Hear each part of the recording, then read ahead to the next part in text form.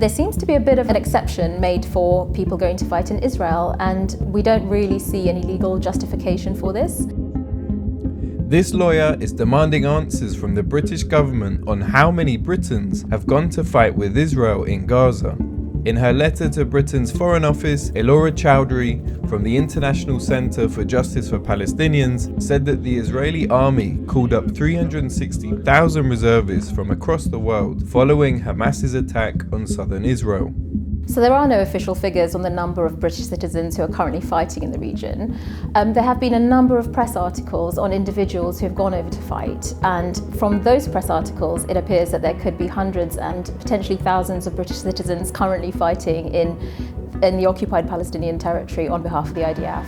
In this case, there is clear evidence that war crimes and potentially even crimes against humanity have been committed. We've seen ample evidence of civilian casualties and civilian targets.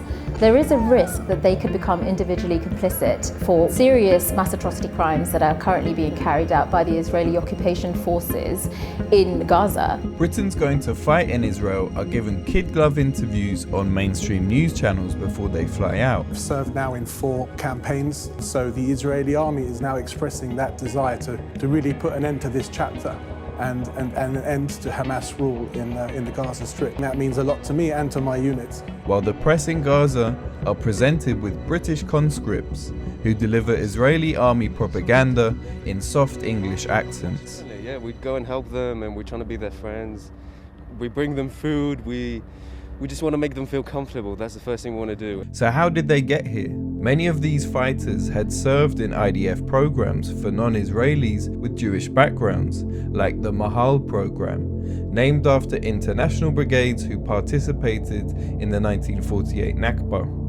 So there are various different programs. You can join as a reservist, so they're people who've already fought in the army, who came through normal army training. But there's also another program called Mahal, which is a volunteers program.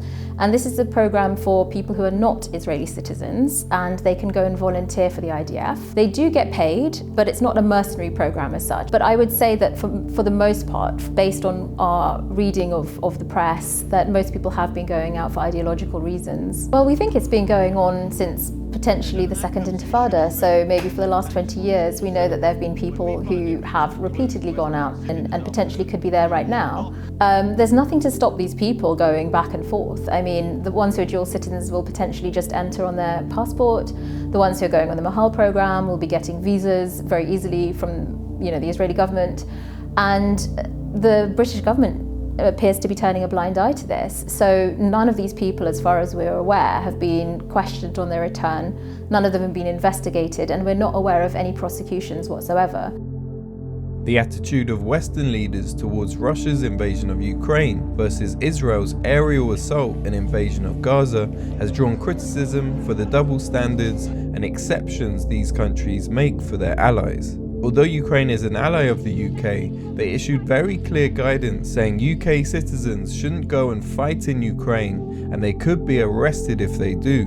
But no such guidance has been released for Brits fighting with Israel. British people going out to fight in Ukraine may be prosecuted on their return. So that's been made very clear. We know that there have been people who have been investigated. We're not aware of any prosecutions at this stage. We also know that people have been investigated and prosecuted for going to fight in other regions, such as in Syria, in Iraq, in Turkey. We do believe in the equal application of the law, regardless of your nationality, religion, or race. But there seems to be a bit of an exception made for people going to fight in Israel, and we don't really see any legal justification for this, particularly in circumstances where there is clear evidence that war crimes are being committed and that British citizens could be going out and becoming implicated in war crimes. Clearly, any UK citizen going to fight for Hamas or another Palestinian armed group would be treated very differently to those fighting in the Israeli army on returning to the UK. But why is that?